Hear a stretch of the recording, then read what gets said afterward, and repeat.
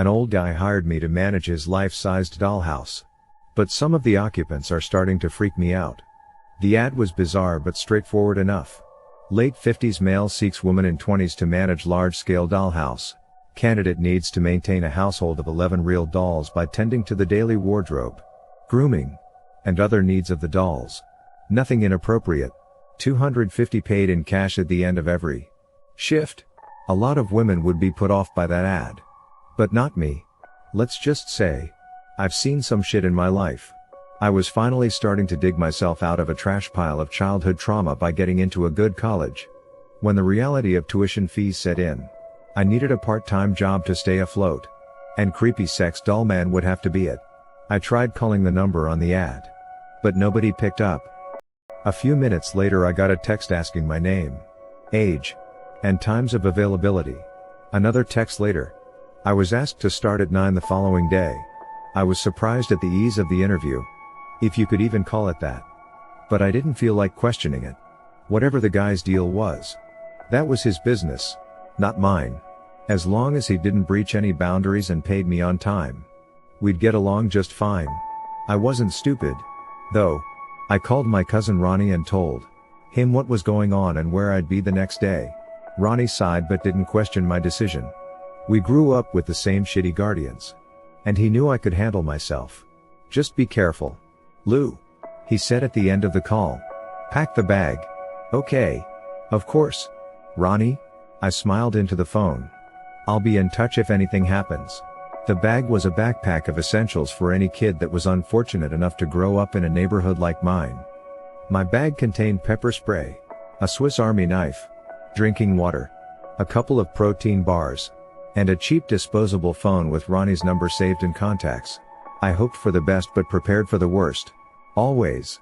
I was at the given address at exactly 9 o'clock the next morning. The house was breathtaking. A tall, asymmetrical two-story with whitewashed walls and a multifaceted roof. The windows were different sizes and shapes. The panes a charming baby blue with glass that sparkled like morning dew on grass. I walked up the cobblestone path, admiring the clean-cut lawn and tulip flower beds that lined the perimeter.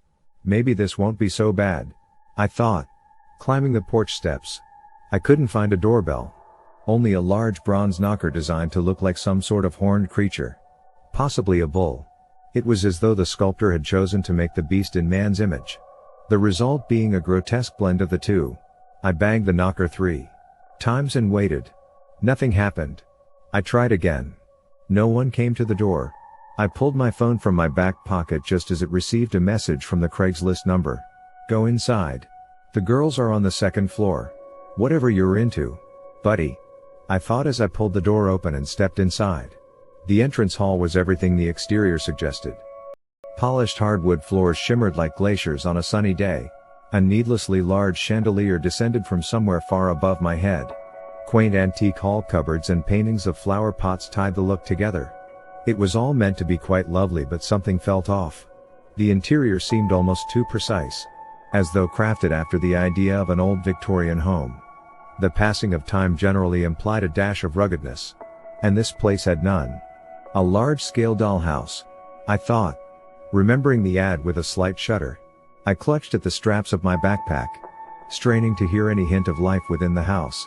There was only the slight echo of my sneakers scraping across the floor as I crossed the hall on my way to the grand staircase. I lingered before taking the first step. It wasn't too late to turn around and find something less creepy to do. Sure, the pay was excellent, but my gut was telling me there was something very wrong with the house. Determination and a hint of curiosity argued with my better instincts and won. I walked up the carpeted steps. Hello, I called upon reaching the second floor. No answer. To my left, a door stood open, revealing an old-school parlor room. I stalled before entering, realizing that the distant concept of 11 life-sized dolls had been far more agreeable than the actual sight of them. What can I say? The dolls were exquisite in a vacant, detached sort of way. Someone had dressed them in a variety of colorful nightgowns and bathrobes. Some faced windows. Others were seated around a coffee table. All were positioned in poses that were meant to look natural. Their size was that of your basic, petite woman, with some evident variation in the hip and breast departments. There were blondes with blue eyes, sultry brunettes, a redhead, African Americans, Asians, you name it. One even had rainbow-colored hair and blue lips. Louisa. A soft voice interrupted my doll-induced trance. My right hand instantly went for the pepper spray as I whirled around in one swift, jumpy motion. Jesus! I muttered, slipping the spray back in place. You scared me, lady. The owner of the voice was a tall, thin woman well into her 50s. She wore a long, red cardigan that she buttoned over a lilac turtleneck and a full-length plaid skirt. The entire outfit was so hideous that I barely even registered the fact that the woman herself was attractive for her age. She had a very dignified sort of face, with a dainty nose and knowledgeable eyes. A good amount of thick, graying hair was tied back in a low ponytail. My apologies, Lucia. The woman smiled politely. I didn't mean to scare you. It's Lou actually, I mumbled, trying to compose myself. Nice to meet you, Lou. The woman's smile held, though her gaze sharpened. My name is Mrs. Claymore and I am the mistress of Vanderlei House. First time I've been in a house with a name, I replied, watching her face. Much like my surroundings, the woman carried herself in a manner of welcome. But it all felt a bit scripted. I believe my husband has given you the general gist of your duties here at Vanderlei. Well? I surveyed the kinky mannequins lounging around the room. The text messages mentioned I would have to watch the dolls. Yes. She spoke slowly as though addressing a small child. You will be acting as the part-time manager of the household. In essence, you will be filling my shoes while I'm away. I see. I nodded, feeling uneasy. For the next hour or so Mrs. Claymore took me around the house, showing me the different rooms and explaining my increasingly bizarre work tasks. Every morning, I was to change the girls into their daytime outfits and carry them around the house, setting them up at their respective activities. I would learn the dolls' names and activities from a chart. My shift would end around the time the so-called hygienist showed up to perform cleaning procedures on the dolls. If all that is clear, Mrs. Claymore concluded, I will leave you to your job. All right. I nodded, struggling with my apprehensive feelings. I let out a long breath as soon as Mrs. Claymore retreated downstairs. If ever there was a master at not asking questions, it was me. And yet, I had so many. Everything about Mrs. Claymore indicated that she was an intelligent, proper sort of woman. And I just couldn't reconcile that image with the things she was saying. Was she unhinged? I half wished the husband had met me instead. A creepy old man with a sex doll fetish, while super gross, was something that I could understand and even turn a blind eye to. For the right amount of money. Of course. But this. What the hell was this? Walking back to the parlor room, I felt my resolve strengthen. Late morning sunshine spilled in through the sheer curtains, illuminating the dolls in a cool, gray light. Not a single speck of dust could be seen in the rays. The dead eyes of the dolls reflected my mood. I studied the clipboard Mrs. Claymore had given me. It contained the aforementioned doll chart printed on a crisp, expensive-looking sheet of paper. Cynthia was the first doll on the list. With a flicker of dread, I stared at the tiny picture printed on the page. The photograph, while small and a little blurry, was clearly of a real person, not a doll. It showed a pretty redhead somewhere outside, with locks of hair lifted by a gust of wind. I scanned the room, quickly locating Cynthia in a nearby armchair. The resemblance to the person in the picture was uncanny. I walked up to the doll and stared at her face, reaching out a hand to graze a cheek with my fingers. She was definitely a doll, not a person. Even so, the fact that her image was molded after a human being felt all sorts of wrong. I turned my attention back to the chart. Cynthia 21 years. Oh. 5'7", 122 pounds. Biochemistry student plays violin 11 a.m. violin lesson in drawing room 12:30 quiet reading time and study. What an oddly specific type of girl. Hardly your average boner inducer. Scanning the other 5 entries on the page disturbed me more than I could say. Valeria 20 years. Oh. 5'7", 107 pounds athlete ballroom. Dancer 11 a.m. dance lesson in drawing room 12:30 yoga in downstairs hallway. Gina 22 years. Oh. 5'6", 121 pounds barista cat lover 11 disciplinary session in entrance hall 12:30 quiet reading time and study. Katrine 25 years. Oh. 5'5" 115 pounds nurse enjoys video games 11 a.m. dance lesson in drawing room 12:30 yoga in downstairs hallway. Angelique 21 years. Oh. 5'7" 135 pounds unemployed recreational drug user 11 a.m. double disciplinary session. Madison 28 years. Oh. 5'6" 118 pounds daycare teacher enjoys reading 11 a.m. dance lesson in drawing room 12:30 quiet reading time and study. My hands trembled as I finished reading the last entry on the page. There have been so many times in my life where I have felt helpless and afraid. While horrible, each instance had an identifiable source of danger. A drunken uncle. An abusive social worker. A school bully. It was easy to work through fear when you knew what to expect. The place had me stumped. There was something very wrong about it. About Mrs. Claymore and her yet-to-be-seen husband. About the dolls that were meant to look like real people. I knew then that I should leave. But there was a part of me that didn't want to. Call me the collector of evils. But I just had to know what sort of ducked-up darkness lurked the serene halls of Vanderlei House. I left the parlor and located the closet. A room on the second floor which was dedicated to all 11 doll wardrobes. I'd caught a glimpse of it during the walkthrough. But didn't get a chance to take it all in. It was the size of a bedroom. With shelves of shoes, folded clothes, and hanging garments lining the walls to my left and right. The other end of the room consisted of a mirror wall. I stared at my small frame reflected in 4 distinct angles. A couple of jet black curls fell loose from my ponytail and I tucked them behind an ear. I looked very pale. Not unlike a doll myself. That thought sent a visible shiver through my reflection. The shelves of the closet were an obsessive-compulsive dream come to life. Everything was sorted by clothing type and color. The chart hadn't specified what the dolls should wear. So I trusted my better judgment in picking the outfits. There were few modern garments available. But there was a large variety of basics that would look decent on most people. I pulled some items from the shelves and went to pick out the shoes. Not many options there either. Mostly pumps. I was about to head back to the parlor when another glance at the mirrors revealed a detail I had very nearly missed. Though 3 of the full-length mirrors were visibly nailed to the wall. The one on the far right had no bolts in the corners of the frame. I tried wedging my fingers in the small crack between mirrors and pulling it. But that yielded nothing. After a second's thought, I tried pushing instead and the hidden door popped open. Inside was the first hint of the real Vanderlei. The mirror concealed a small, dusty room. A bare light bulb dangled from a wire, revealing unfinished concrete walls and stacks of moving boxes. I approached the nearest box and looked inside. It was filled with clothes. But they were nothing like the garments in the outer closet. These were trendy crop tops, boy shorts, cocktail dresses. A lump formed in my throat. I opened more, finding high heels, hoodies, sunglasses, watches, trinkets. I had to stop myself then. There were a lot of boxes and I didn't have time to ransack the place. Mrs.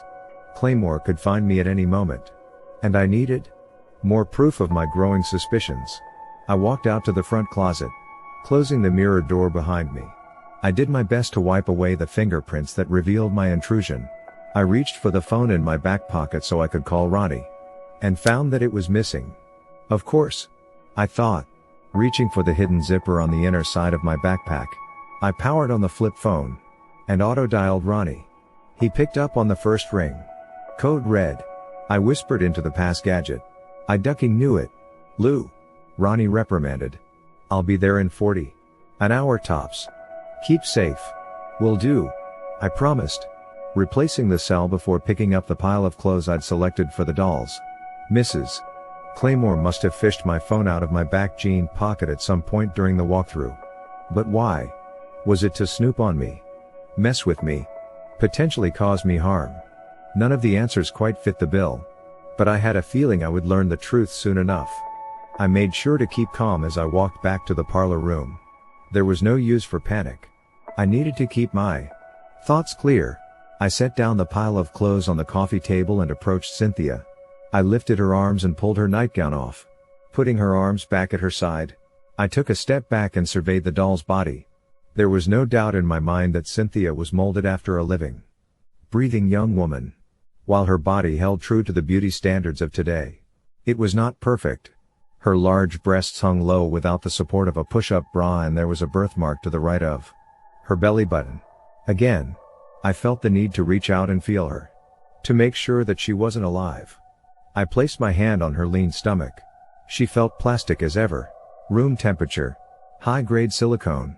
And yet, there was an energy. I'd had that feeling before in museums. On school trips where I snuck away from the crowd and stared at some old army general's chair. Or an early telephone set. I thought it was common. Getting vibes from items. But Ronnie told me it wasn't. I didn't dwell on it much. To me, objects carried stories. Just like people did. So what was Cynthia's? I placed my other hand in her palm and an overwhelming sense of sorrow erupted inside me. The force of it made me fall to the floor. Laying my head on Cynthia's knees. I didn't let go of her. I couldn't. The doll was telling me her truth.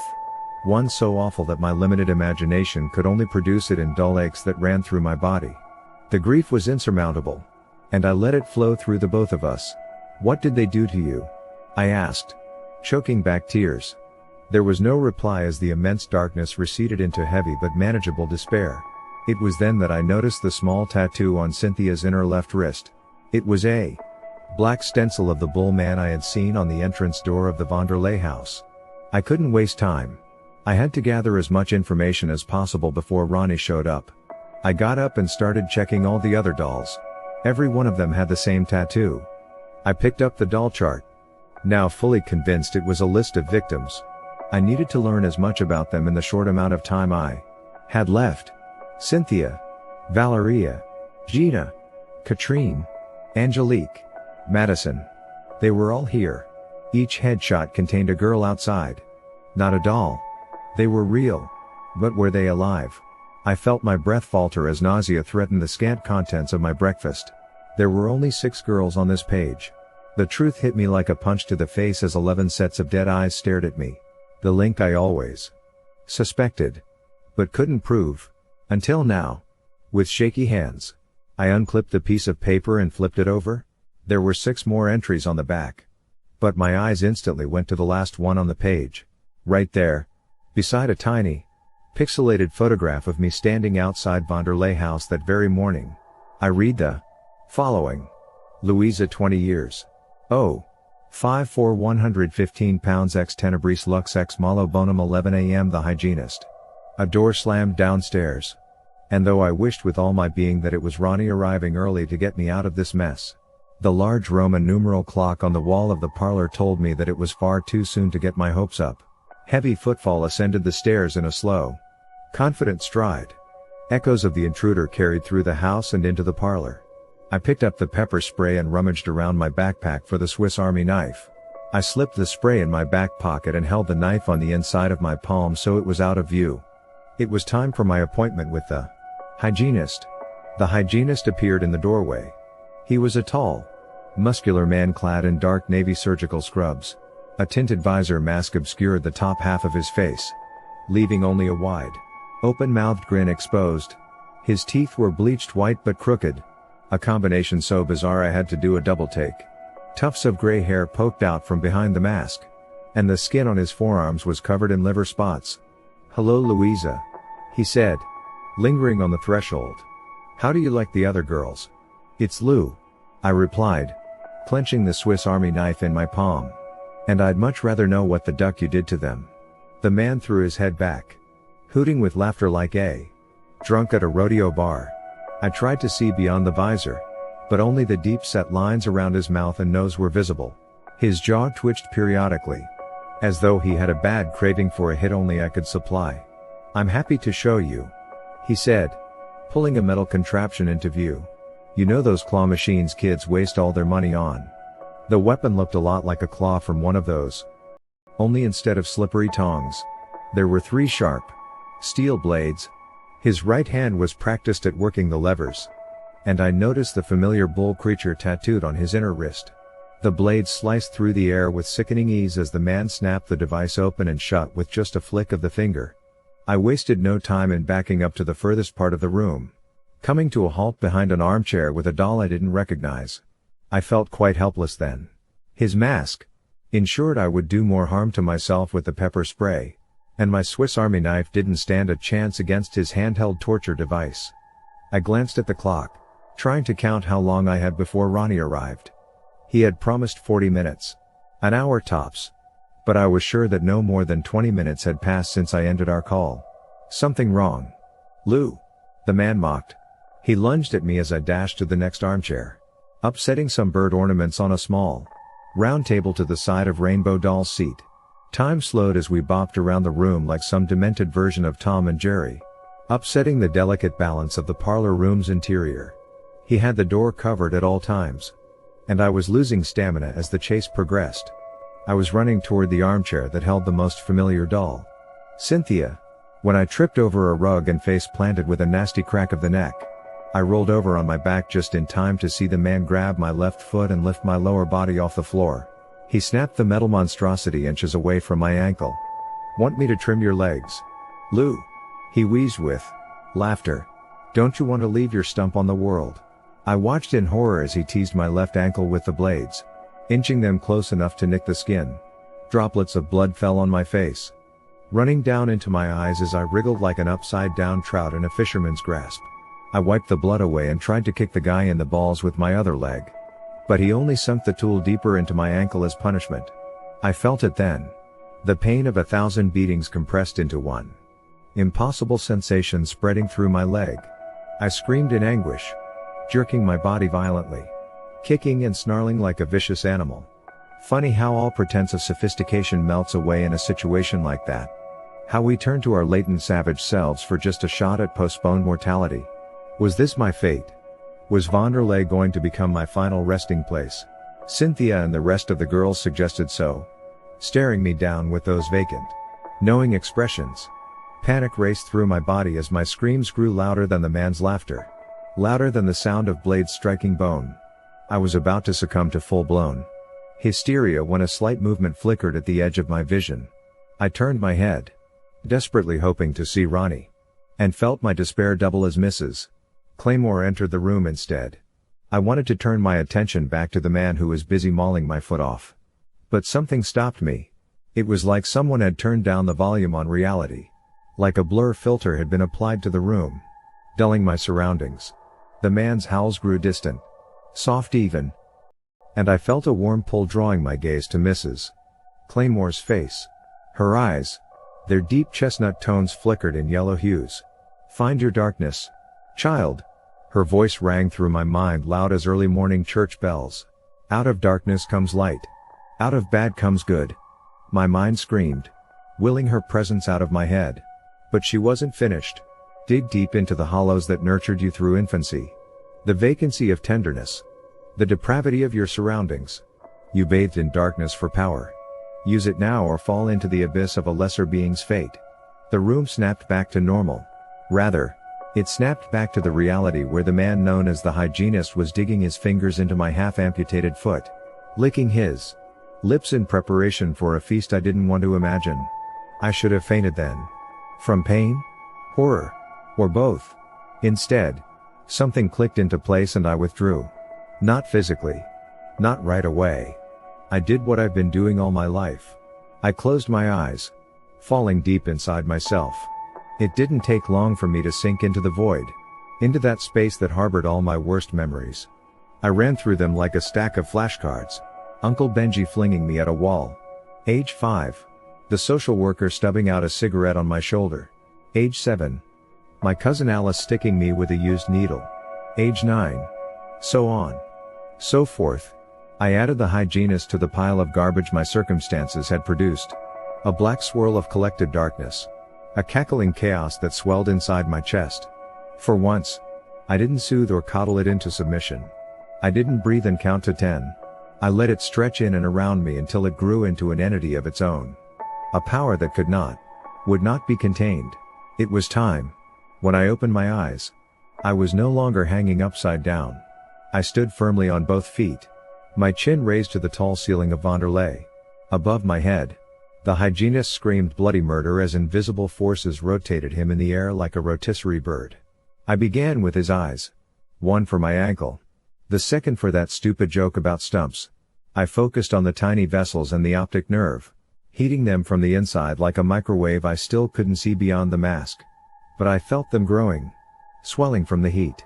The man started begging for mercy, squirming as both eyeballs exploded in his skull, splattering the inside of the visor mask with a sickening squelch. "No. Please!" he wailed in agony. "Please!" Next, I started pulling teeth. 11 total. One for every girl he touched within the confines of this house. The doll's lifeless eyes begged me to make him suffer. I dragged each tooth from the depths of his gums, using it to claw at the skin on his neck and chest as I watched his blood shower down from above. I ended it by unhinging the ducker's jaw, by shoving a knot of 11 teeth into the depths of his throat, choking out his livelihood with a thick molar dick of my own creation. His gagging came in violent spurts as he groped at the raw muscle tissue on his neck. It didn't take long for his body to go limp and sink to the floor at my feet. The hygienist was dead. I had killed him. Mrs. Claymore appeared at my side as I struggled to steady my breathing. My body was in a state of exhilaration, of mind-numbing ecstasy. My breath came in uneven gasps, a fervent thrill racing through my limbs, pulsating in my fingertips. My whole life, I had made myself small to stay out of people's way. But now I was larger than all my abusers. I was larger than life itself. "Give me the knife, child." Mrs. Claymore reached for my right hand. I was surprised to see that I had wedged the Swiss Army knife all the way through my palm. The wound looked worse than a butcher's experiment, but I felt only a tickle, where pain should be. Mrs. Claymore pulled out the knife in one swift motion. "Come sit with me. I will take care of your wounds before the numbing wears off," she said, walking to the other side of the room and removing 2 dolls from a pair of armchairs. I watched as she laid them out on the floor side by side like 2 corpses in a twin coffin. "Wait." I hesitated, my mind slowly adjusting to reality. I couldn't explain what I had just done in any rational sense of the word. And though it felt like Mrs. Claymore had come to my rescue, it didn't explain why she had led me around Vanderlei under false pretenses. "My dear, if I had wished to harm you, I would have done so already," she responded to my thoughts. "Now come sit. We don't have much time before my husband and his friends arrive. You don't want to meet them." I looked at her again. She looked like an impatient disciplinarian wishing to do away with a tedious child. Perhaps I should have feared her then. But the euphoria was already leaving my body as spikes of pain started going off in odd places. I didn't have much choice. Besides, for some inexplicable reason, I trusted her. I hobbled over to the empty armchair at Mrs. Claymore's side. She went straight to work, lifting my half-amputated foot and setting it comfortably in her lap. She didn't have any bandages or ointments, and I felt embarrassed for bleeding on her skirt. Unbothered, she closed her eyes, holding out her right hand inches above my injury. I watched in silence as she drained the blood from my chopped up ankle, sucking it into the palm of her hand. She left only pale, damaged flesh that started to glaze over, the flaps of my skin coming together under a layer of something rubbery and wax-like, replacing my foot on the ground. Mrs. Claymore repeated the process on my hand. I wanted to say something, but could only stare as she wiped clean the canvas of gore, leaving behind a draught of flesh. Lifeless and clear, the rubbery substance began to spread, as though growing from inside my hand. When she was done, I ran the fingers of my other hand over the faux patch of skin in my damaged palm. It felt oddly familiar. "Oh," I said, a horrible realization dawning on me as I took in the room again. "Real dolls." Mrs. Claymore was about to reply when someone entered the house, banging the front door as they rushed in. I caught a flash of fear on her face as she threw a glance at the doorway. It was gone a second later when we heard my cousin's voice calling out. "Lou!" he cried, his bulky footsteps sliding rapidly across the downstairs floor. "Lou! I'm up here," I called back, my voice sounding croaky and foreign. Mrs. Claymore got up from her armchair and walked over to a nearby bookshelf. Though her movements were poised, I noticed there was a briskness about her that was absent before. She pulled a book off one of the shelves and a narrow part of the parlor wall slid open to reveal more bare concrete, just like the space behind the closet mirror wall. The mistress of Vanderlei House stepped inside. turning to close the hidden door behind her. "Don't come back here," she said. Before I could stop her. "The bullmen will know about you after today." She was gone seconds before my cousin Ronnie ran into the room. He stopped mid-stride, surveying the macabre display before him, while he appeared strangely calm as he told me to get up and follow him out of the house. I knew him well enough to see he was bubbling below the surface. We made an odd pair. Walking out of that house. Me, drenched in blood, and Ronnie, with his stone-faced deliberation. I couldn't pull my eyes away from the pretty white tulips on the ground and the charming cobblestone path. How many other sickening truths lay behind this polished exterior? I turned to look at Vanderlei before getting in the car. It just stood there, flawless as ever, as though nothing had ever happened. There was a heavy silence in the car as we drove away from the house. I was still buried in myself, trying to make sense of everything. And Ronnie was probably trying to figure out what the hell he had just walked in on. This wasn't the first time he'd pulled me out of a dangerous situation. But it was the first instance where he didn't have to step in to protect me. The girl in the seat next to him was different from the cousin he grew up with. And he could feel it. Ronnie didn't speak to me until after he parked the car in a lot not far from my dorm room. "What the hell happened, Lou?" he finally asked, keeping his hands on the wheel, staring blankly ahead as though still driving. "I don't know," I told him truthfully. "Did I not just walk in on you in a room with a dead body in it?" "You did," I agreed. "And the blood, the dead man's," I admitted. "Did you kill him?" He spoke through grinding teeth. "I did, Ronnie. If I hadn't, he would have killed me." I put a hand on his shoulder, a gesture I knew would eventually melt the ice. We were only cousins, but he had always been more like a parent to me, the only true guardian I'd ever known. "So what now? Do you need me as an alibi? A character witness?" he asked, his voice strangled with emotion. "I don't think so," I replied, unsure of how to explain that there wasn't a chance in hell that any of this would be handled through the traditional justice system. "Will you tell me what happened?" He turned to look at me, concern aging his eyes by decades. "I will once I sort it all out in my head," I promised. Now I have to get cleaned up. I have classes later today." "Okay." He hesitated. "Do you want to meet up tomorrow morning to talk?" "I can't. I have more classes," I said, opening the car door. We parted then. I'm sure he would have liked to stick around for a while, to make sure I was okay. But I needed space to process the events of the day. Ronnie didn't like me keeping secrets, but he also knew I rarely did so without good reason. I would probably try to tell him eventually, the parts that made sense anyway. But first I had to learn the truth myself. What was I?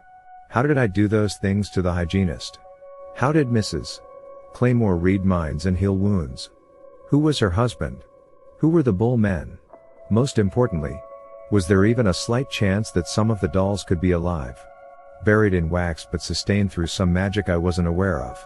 Was there a way I could get them out of that house? I stared at the patch of silicone in my palm. I had no choice. I had to go back. After all, no one had actually fired me from my 9 o'clock shift at Vanderlei. My life was not the same after leaving Vanderlei. I'd wake up, go to classes, forget to eat most meals and then stuff myself with crap in the middle of the night. I had nightmares, fever dreams of poorly lit concrete hallways, about Mrs. Claymore's flaming eyes. The skin on my palm and ankle wouldn't stop itching. It felt fine at first, but after a couple of days, it was like my body started rejecting a foreign object. I picked at the patches of silicone so much that even my roommate asked if I needed to borrow her eczema cream. I desperately wanted to do something. To learn more about Vanderlei, to research the girls, to do anything productive. But I just felt so drained. I've never taken drugs, so the best I can do is compare the sensation to coming off a sugar rush. In the parlor room, surrounded by all those beautiful dolls, I was so charged up and strong. I felt like I could do anything with that energy.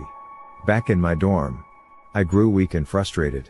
I found it hard to focus on my school work, to answer even the simplest questions on my assignments. I was snappy and cranky with everyone. And worst of all, I had cravings. Literal, physical urges to get back to that house, to feel strong, powerful, unducking touchable again. Ronnie came by a lot during those days.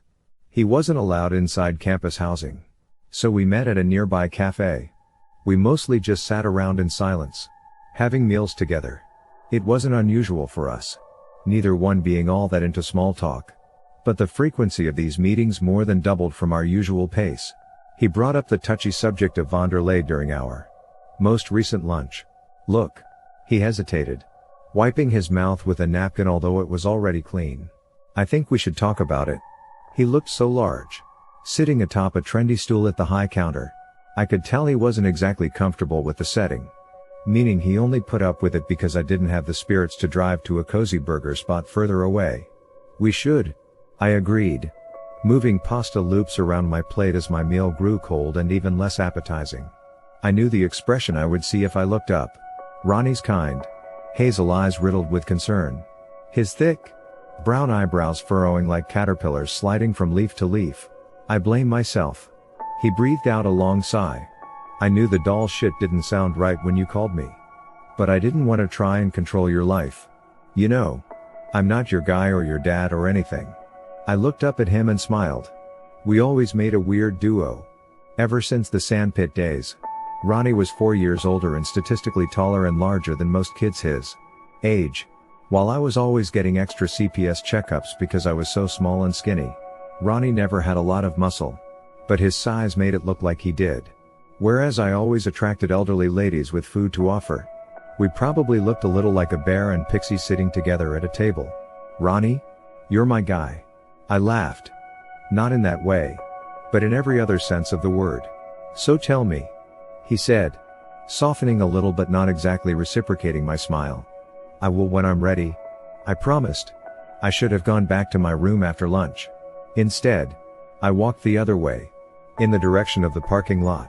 I had classes that afternoon and I didn't even care. I got behind the wheel half dazed and entered the dreaded address into my map app. I would just do a drive-by. I assured myself.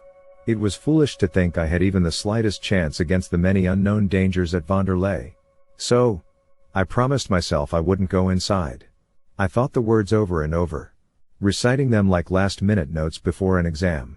It was a typical spring afternoon. A little sunny but cool. My breath slowed as I made the final turn, parking in the most distant spot that still held the house in view. My hands trembled at the wheel as I took in the familiar facade. The patches of doll skin on my hand and ankle started pulsating, reminding me of the dangers ahead. I ignored them. Now that I had the house in my sights, I felt an enormous pull to it. I needed to go inside. What is going on? I moaned to my dashboard, slamming my hands on the wheel in frustration. This wasn't me. This wasn't normal. Why was I back here? So much for packing the bag. How about packing at least an inkling of common sense? Was the house drawing me back in somehow? Dragging me back to finish the job? I started the car back up, resolving to get the hell out of there. Maybe leave town altogether if it could keep me safe. I started easing out of my parking spot when an unmarked black sedan pulled up in front of the Vanderlei lawn. The windows were tinted black so I couldn't see inside the car. I waited, debating whether to switch my engine back off or to keep it on in case I needed a quick getaway. A couple of minutes passed before the front door of the house opened and a man walked out. He wasn't exceptionally tall, but appeared athletic and wore a well-tailored, dark suit. From afar he almost looked young. If I squinted, though, I could see flakes of gray in his hair and trimmed beard. Was this the husband then? It was hard to believe he was in his 50s. But then again, money goes a long way in preserving youth. The man walked down the path in a brisk, poised manner, like he really had somewhere to be. His posture and confidence reminded me of Mrs. Claymore. A small coincidence, but something that supported my suspicions of them being husband and wife. It was a thing I had noticed about a lot of couples in long-term relationships. After years together, they started picking up each other's mannerisms, hand gestures, expressions. I sunk down in my seat as he approached the sedan. There were a lot of other cars parked in front of me, but I still felt slightly exposed and reasonably terrified at being in such close proximity to someone who would finance the construction and maintenance of Vanderlei House. The man didn't even look my way. He got in the back seat and a few seconds later the car drove off. The rest happened on autopilot. My hands turned off the engine and opened the car door. My lower body turned and jumped out onto the road. My legs moved me forward with the speed of an addict running to buy their next hit with a stolen trinket. It was stupid, dangerous, and all kinds of ducked up. But before I knew it, I was face to face with the bronze bull man knocker once more. I hesitated, staring at the creature in dismay. I turned back to look at the world I was leaving behind. Clean-cut lawns, garden gnomes, and koi ponds teased the eye with promises of white picket fairy tale endings. Sprinklers formed tiny rainbows on the grass. And I wondered again how such a beautiful place could conceal so many nightmares. As always, the door was open when I tried the handle. The entrance hall looked much the same. Precisely serene. Chillingly staged. I mulled over which way to go this time, trying to remember my walkthrough with Mrs. Claymore. She had shown me a lot of exquisitely furnished rooms. So many that they all blended together after a while. I remembered the hidden door in the parlor room. That was probably the first place I needed to look. So I darted across the hall and up the staircase. It was quite different from how I left it. The dolls were gone. As was the dead body. Every armchair, rug corner, and knocked over knickknack had been restored to its rightful place. I walked over to the bookshelf and started pulling novels, one by one, until I finally got the book that slid open the concealed door. Wanting to memorize it for future use, I took it from the shelf and studied the cover. It was an aged copy of some foreign book with thin, yellowed pages containing pictures of demonic shit. There was a sticker on the inside of the cover that read the Codex Haegus. A copy in English. I replaced the book on the shelf, turning my attention to the concealed walk space when a familiar voice interrupted my train of thought. "Where do you think you're going, Lou?" I turned to see Mrs. Claymore standing mere feet away. Appearing suddenly, as was her custom, she wore a long knitted dress in vibrant, bottle green hues, with a white lace trim. Her long hair was loose this time, spilling over her front and shoulders in thick locks of dark gray. She looked younger, somehow, and quite beautiful. "I need to know what's happening to me," I said, my emotions stirring at the sight of her. "I needed to see you, to learn the truth." "Is that what you tell yourself?" she asked, running her eyes over me. Her gaze was passive, disinterested. She walked over and sat down on one of the armchairs by the window. The same one Cynthia had occupied the last time I was here. I walked over and joined her in the nearest armchair. "What do you mean?" I asked.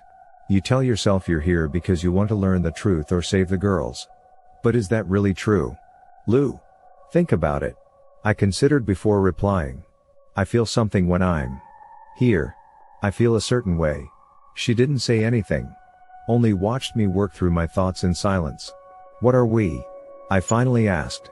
"Human folklore has called us a number of things." She paused, running her eyes over the room as she spoke. "We are witches, demons, succubi. Take your pick. We are born from suffering and it follows us wherever we go. We start as victims but rise above. We thrive on the fringes of society, where humans give in to their carnal instincts. We feed on the crushing and splitting of innocence. Virtue." Her words hit me like a barrel to the gut. I didn't want to think of myself as a product of evil. But I couldn't deny her claims entirely. On the bad nights, when the house was abuzz with chaos, cousins fighting each other, uncles and aunts, negligent and uncaring, thinking only of their next hit. Those were the nights I wrote my best essays for school, found it easiest to study, had true peace of mind in my solitude and disregard for it all. Had I really ceased being the victim? Had I somehow become the cause? "We come from darkness and we feed on darkness," she continued. "Think of your life. I do not know you personally, but I venture to guess you didn't have parents or grown-ups to care for you. You've witnessed and possibly experienced abuse firsthand. A lot of it. Let there be no mistake that this is the source of your power, your strength." "No." I shook my head, gripping the armrests. "What about all that light out of darkness shit you said when I was about to die at the hands of your hired help?" Denial dripped off my voice, panicked and volatile. She was saying all the wrong things. I didn't want to hear this. "It's true." Mrs. Claymore nodded, observing my emotional display with apparent distaste. "A lot of us go searching for light. But darkness follows wherever we go. At some point, We all come to a crossroads and choose one or the other. One promises power, longevity, and the other brings nothing but weakness and sacrifice. I made my choice years ago when I married a man who could build me this house. I chose power. Power. I spat back. You think torturing young women and turning them into playthings makes you powerful? It makes you a sick duck. That's what it makes you. Men like my husband have been around as long as time itself. His hobbies fuel my power. And yours too. Lou. She said this with a smile so cold it made me flinch. That is why you sought us out in the first place. It's why you came back again. You really shouldn't have done that. My husband and his colleagues have every intention to kill you after the stunt you pulled with one of our most valued employees. I was about to say something else. To argue, I think, when a soft but firm voice interrupted us. Lou. Ronnie appeared in the doorway. Fists clenched at his side. We need to get out of here. I was so shocked to see him that I just stared, trying to process the implications of my cousin not only following me to the house but also hearing the conversation that had just taken place. His face was stone cold severe. I could tell he was angry. But there was more to it. There was a hint of fear in his eyes as he looked about the room. At Mrs. Claymore. The window. Anywhere but at me. That's a good idea, young man. Mrs. Claymore replied, rising from her seat and walking over to the window to look through a slight parting in the drapes. Though I'm afraid you'll have to use the back exit. She added, gesturing to the hidden walk space in the wall. My husband has just come home. Somewhere outside. A car door slammed shut. Ronnie looked over his shoulder. A gesture I took to mean he was considering facing the man that was responsible for setting our little world so off balance. Runa. I choked out. Let's go this way. We don't want to run into that guy. He looked at me then. His gaze accusatory. Like that of a parent dealing with an unruly child. My skin crawled at the idea of being caught by the owner of Vanderlei. I had only seen him from a distance. But it was enough to know he was part of something bigger than the two of us could handle alone. Please. Ronnie? Come with me. I ran over and grabbed his hand, pulling him along. Though silent, he relented, following me to the hidden space behind the wall. Inside was a bare, dusty corridor that ran both ways along the walls of the room. There was a lever to the right of the entrance point, and I pulled it, sliding the door closed behind us. A weak light bulb on the wall illuminated two ways we could go. We could head right, toward the heart of the house, or we could go left too and follow a pitch black staircase going down. Ronnie turned to the stairs without so much as a moment's thought and I followed.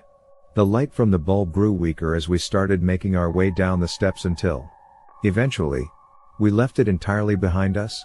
A dreadful, heavy blackness enveloped us, threatening to choke out what little hope we had of escaping unscathed.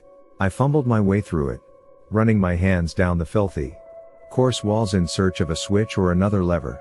With every minute, we descended further into the suffocating darkness, desperately seeking but a hint of the promised light. Ani got out his phone and switched on the flashlight, illuminating a narrow, winding staircase that stretched out infinitely below us. He went first, treading carefully, but also keeping up a pace that proved a challenge to my shorter legs. I focused hard on not tripping over the concrete steps, noting their poor, asymmetrical design. We didn't speak. I wished I could tell what Ronnie was thinking. Probably that I had gone insane from hanging around an old woman who played dress up with life-sized dolls. I guess that would be better than him believing that I was essentially a product of evil, which was the current ruling theory. I kept my eyes peeled for any clues as we walked. But there was little to look at. The winding staircase seemed to grow smaller, its filthy bare walls threatening to close in on us at any moment. I think after the first few minutes of rapid descent we both silently gave up hoping to find any sort of exit. Wherever we were going, it wasn't above ground. I felt Ronnie slow his pace a little. I wish you hadn't followed me. I addressed the back of his head. I wish you'd had more sense than to come back here. Ronnie was not one for spitfire retorts, which made his words burn all the more. I got where he was coming from. I just wished he could understand what was happening to me. Ever since we'd started on this journey behind walls, my thoughts had cleared and my emotions had stabilized. Speed-doped butterflies raced a flutter in my stomach. There was an itch at the back of my mind, reminding me of what I could do in this place. The power it held for me. I noticed goose pimples popping up on my cousin's neck as we went lower and lower. But my own body temperature only increased, warming me from the inside. It felt good. At least 10 minutes had passed with no change when Ronnie halted abruptly, causing me to bump into him. He had his shoulders hunched forward and legs bent at the knee. The stairs end here. Is something wrong? It's no back exit. That's for sure. He mumbled, turning off his phone flashlight. Looks like a dead end. I expected darkness, but there was a soft yellow hue slipping around Ronnie's large frame. We continued down the last few steps until hitting the concrete below. I pulled up at his side to see that we had come upon a cave-like chamber. No bigger than a foyer in a small house. The walls and ceiling were rounded, barren but smooth. A bronze statue filled the space. It had the head of the bull creature and the body of a man in a cloak. In its hands, it held the source of light, a lantern. Soft flames flickered from inside the soot-covered glass.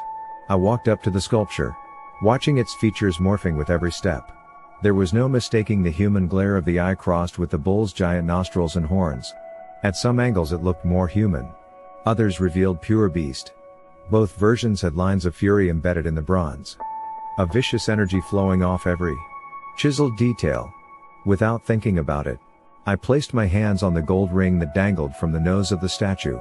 Lou, what are you doing? Ronnie's voice faded out as visions erupted in my mind, blasting off like fireworks hidden deep inside my optic nerve. Dozens of cloaked figures in bullman masks marched through underground tunnels. Their movements a symphony of precision. They chant ancient hymns indecipherable to the world above ground. Candlelight doubles their numbers and their shadows bounce on walls like black flames. They spiral further down, going from tunnel to tunnel until they're as far below as they can be. As close as they can be. To what? To whom? A string of words. Womb. Vessel. Container. A slab of concrete drenched in decades of blood. 3. Men in surgical scrubs and visor masks douse it in bleach. But the brown color has soaked through. This is blood rock. A woman must conceive the bull son or bleed out in sacrifice. Thousands have died during the ritual. A dungeon. Young women on the brink of death, awaiting their fate on blood rock. All to serve his purpose. To bear him a firstborn. Lou. Ronnie pleaded, clasping his hand over my mouth as echoes of my screams ricocheted off the chamber walls. I tried to contain my sobs, but it was impossible. The words and sights wouldn't leave my mind. There was too much death. Too much savagery. Too much. I must have gone limp in Ronnie's arms. I don't know how long it took him to coax me out of my catatonic state. The residual effects of the statue lingered as my body movements returned to me in fear-induced spasms, like those of a rabbit frozen before a predator. I never believed you about the object stuff, I heard Ronnie say. I always wondered why you lied about that when you were so honest about everything else. I should have known there was more to it. We have to get out of here, I stammered, forcing myself back onto my feet. Turn the ring, Ronnie? He gave me a questioning look but did as I said, walking up to the statue with a hint of trepidation. The moment he rotated the ring in the sculpture's nose, a pair of round slabs rolled out from either side of the statue, revealing 2 dimly lit quarters. How did you? Ronnie began. But I cut him off. Listen. Okay. Ronnie was about to say something else but thought better of it.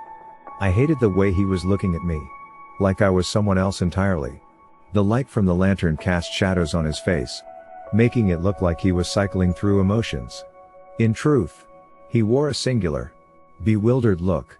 This last week had been an ordeal for not only me. That much was obvious. Unfortunately, we didn't have time for a heart-to-heart in some rich man's underground torture club. I can do things, like the reading objects thing. But there's more to it. Especially here. The woman upstairs. She's like me. Or I'm like her. I don't know. There is some really dark shit going on in and under this house. And I know we've both seen some messed up stuff back home. But not like this. We could ducking die here. A lot of people have. I was afraid to look at him after finishing my largely incoherent ramble. Had I told him enough? No. There were too many bloodied corpses flashing through my mind to string together a proper sentence. I'm so sorry I got you into this, I added, finally looking up at him. Ronnie hesitated before speaking. I would never forgive myself if I wasn't there when you needed me. Lou. You're the only family I have. Tell me which way to go and I'll follow. We'll talk about the rest later. If we go back upstairs we have the best shot at escaping. I started. But there are other girls here. Girls like me. Who came looking for a job.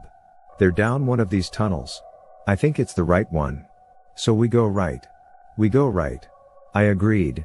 Relief washing over me. It was selfish. But I was glad my best friend was there. I may not have been able to do this without him. I gathered my thoughts as we continued our journey into the ground. The tunnel was dark. But there were more lanterns lighting our way. Appearing on our right every few feet. Our shoes scraped against the concrete. Reverberating off the hollowed out walls. Announcing our presence to whoever might be lurking in wait. My only hope was that Mrs. Claymore had no intentions of sending her husband down to get us and that he and his ducked up bull buddies weren't likely to meet down here on a weekday afternoon. At last, we came upon a metal sheet wall with a door in the middle of it. It was crafted from clean black steel, the color reminding me of gun barrel residue. The door was bolted shut with a thick golden lock hanging from it. Ronnie threw me a curious glance, but didn't say anything. I'm going to try something, I said. Stand back. It wasn't like the hygienist ordeal. I was a lot calmer since my life wasn't on the line. Not yet. At least, I felt a pleasant tickle in my palm and ankle. In a weird way, it felt like Mrs. Claymore was with me again, nudging me forward through a magic of her own. A cool thrill ran through my body. It felt a bit like I was taking a sip of cold water on a hot day. But it started at the top of my spine and trickled out to every last bone in my body. My mind felt light, nimble as a champion chess player's tool. I focused on the lock, scanning it with my eyes until I had a version of it in my head. Its curves glinted seductively as I went over the weight, form, and the ridges inside the latch. I decided to try and pull it open. Carefully, I released an inkling of the darkness that had bubbled up at the back of my throat. It all felt so natural, sending it along the neural pathways that connected to the image in my mind. I only wanted to pull it apart, but I had underestimated my abilities. Holy shit. Ronnie ducked down as the lock exploded into a bounty of golden scraps that went flying past our heads. Damn, I said. That was less than a drop. Ronnie gave a bewildered shake of the head as we approached the wall together. I think he was used to going first. But this time he caught himself mid-stride and held back. I walked in front and pulled the door open. We stepped into a corridor that ran perpendicular to the tunnel behind us. It wasn't exactly cozy, but it had some semblance of inhabitation. There was a long brown rug that ran the length of the floor, with a couple of chairs standing up against the wall. The doors were the main point of focus, though there were 5 of them, all made out of the same red oak. Honestly, the whole thing looked like some weird dungeon-themed hotel floor. Think I hear something, Ronnie said. I held my breath and listened, dread creeping up my spine as I imagined an enemy at every door. After a second or 2, I heard what Ronnie was talking about. Muffled sounds came from the far end of the corridor to our left. They were somehow both shrill and soft, and largely incomprehensible. We started walking toward the noise until we reached the last door and realized what the sound was. Someone was crying, their sobs traveling through the wall in irregular whimpers. Hello, I called, pulling on the door handle, which, of course, was locked. The crying stopped. I didn't have to focus on the lock this time. I just tapped into the tiniest bit of energy. It was like grazing the gas pedal on a luxury automobile. Easy and smooth. The latch snapped open as I pulled on the handle again. What I saw inside was probably worse than everything else I had encountered at Vonderlei House. It wasn't as horrifying as finding out the dolls were real, or as dreadful as hanging upside down in the hygienist's grasp. It wasn't as terrifying as reading the statue and seeing what the bull men got up to underground. It was all these emotions mixed into one devastating reveal. The truth behind the mysterious dolls upstairs. The reality of what would have been my fate, had I not the abilities to fight it. The room looked a bit like a motel room. It had a double bed, a vanity mirror, a couple of armchairs, and a door to a bathroom, where one might expect a window. There was a large mirror. Hello, I repeated, cautiously addressing the young woman sitting on the bed. She was missing an arm. She was so small that I first wondered if she was a child. She had beautiful reddish-purple hair with striking blue eyes and a freckled nose. She would have been impossibly lovely, had she not been so injured and pale. The girl didn't respond. Her eyes were red from crying, and she stared past us as we inched our way into the room. Ronnie kept his eyes to the ground. Since the girl was naked except for the bandages that covered wounds all over her body, there was blood seeping through the bundle on her left shoulder on the spot where she had recently lost an arm. The rest of her torso was a panorama of torture. Her emaciated chest moved painfully as she took shallow breaths, the bones in her broken ribcage sliding under her skin, bruising it from the inside. "My name is Lou and this is Ronnie. We are going to get you out of here." The girl was non-responsive. She started crying again, those same jittery whimpers coming out in an unstable rhythm of pain. Droplets streamed down her face and fell onto the bloodied sheets on the bed. Finally, her eyes met mine. Her forehead twitched, but that was the only reaction. "Can you help her, Lou?" Ronnie asked, backing up to the doorway and peering out into the corridor. "I've got a bad feeling about all this. We've been roaming around undisturbed for a while now, and I don't know. Doesn't feel right. I don't know how," I replied, honestly at a loss. I wanted to help the poor young woman, but she looked like she was about an inch away from death. "What could I even do?" "Use your powers," Ronnie replied. "I don't know how to heal, only how to destroy," I said, shaking my head in dismay. "Use them to destroy the things she's feeling." I looked at Ronnie. He was still guarding the doorway, peering out nervously in anticipation of an interruption that was sure to come. How did he do it? Just come up with brilliant ideas like that on the spot? I mean, don't get me wrong. I had no idea if I would be able to do what he was suggesting, but it was worth a shot. I walked over to the bed and sat beside the girl. I reached out and took her only hand in between my palms. She was ice cold, and I could barely believe she had a pulse at all. She didn't react to my touch in any special way, just kept up her whimpers in a steady, heartbreaking tempo. I closed my eyes, trying to focus on her like I would an object. But it was difficult. Sure, we are physical beings made up of cells, but the pains of her body were a secondary affliction. I tried to dig deeper, to find the pit of darkness that was eating her slowly from inside. It took considerable effort to find anything. Her body was practically a husk. No hint of a spirit in sight.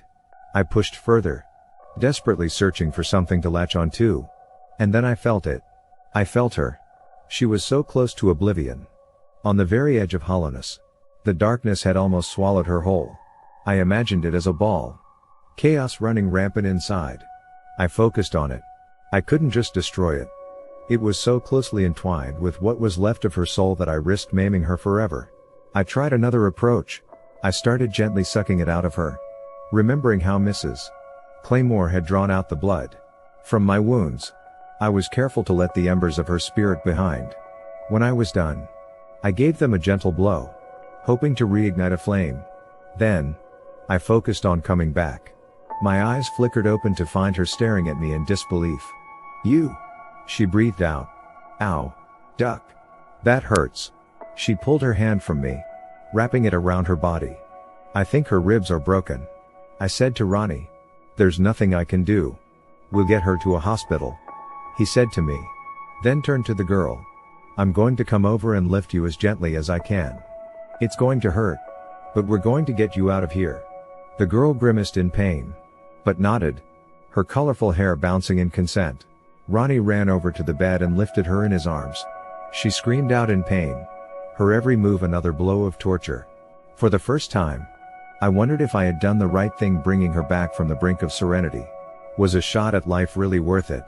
Especially when there was no guarantee we would actually get out of here. I was getting really angry. Really ducking pissed at the piece of shit man that could build an underground hellhole designed to extinguish human essence and end innocent lives. I was done ducking around too. Absolutely ducking done. "Ronnie? Start heading back," I said. "What about you?" he asked, walking over to the door with the crying girl curled in his arms. "I have to deal with the sick duck that's been watching us through this one-way mirror," I replied, turning to shatter the glass on the wall. Ani got out his phone and switched on the flashlight, illuminating a narrow winding staircase that stretched out infinitely below us. He went first, treading carefully, but also keeping up a pace that proved a challenge to my shorter legs. I focused hard on not tripping over the concrete steps, noting their poor, asymmetrical design. We didn't speak. I wished I could tell what Ronnie was thinking. Probably that I had gone insane from hanging around an old woman who played dress-up with life-sized dolls. I guess that would be better than him believing that I was essentially a product of evil, which was the current, ruling theory. I kept my eyes peeled for any clues as we walked, but there was little to look at. The winding staircase seemed to grow smaller, its filthy bare walls threatening to close in on us at any moment. I think after the first few minutes of rapid descent we both silently gave up hoping to find any sort of exit. Wherever we were going, it wasn't above ground. I felt Ronnie slow his pace a little. "I wish you hadn't followed me." I addressed the back of his head. "I wish you'd had more sense than to come back here." Ronnie was not one for spitfire retorts, which made his words burn all the more. I got where he was coming from. I just wished he could understand what was happening to me. Ever since we'd started on this journey behind walls, my thoughts had cleared and my emotions had stabilized. Speed-doped butterflies raced a flutter in my stomach. There was an itch at the back of my mind, reminding me of what I could do in this place. The power it held for me. I noticed goose pimples popping up on my cousin's neck as we went lower and lower. But my own body temperature only increased, warming me from the inside. It felt good. At least 10 minutes had passed with no change when Ronnie halted abruptly, causing me to bump into him. He had his shoulders hunched forward and legs bent at the knee. "The stairs end here. Is something wrong?" "It's no back exit. That's for sure," he mumbled, turning off his phone flashlight. "Looks like a dead end." I expected darkness, but there was a soft yellow hue slipping around Ronnie's large frame. We continued down the last few steps until hitting the concrete below. I pulled up at his side to see that we had come upon a cave-like chamber, no bigger than a foyer in a small house. The walls and ceiling were rounded, barren but smooth. A bronze statue filled the space. It had the head of the bull creature and the body of a man in a cloak. In its hands, it held the source of light, a lantern. Soft flames flickered from inside the soot-covered glass. I walked up to the sculpture, watching its features morphing with every step. There was no mistaking the human glare of the eye crossed with the bull's giant nostrils and horns. At some angles it looked more human. Others revealed pure beast.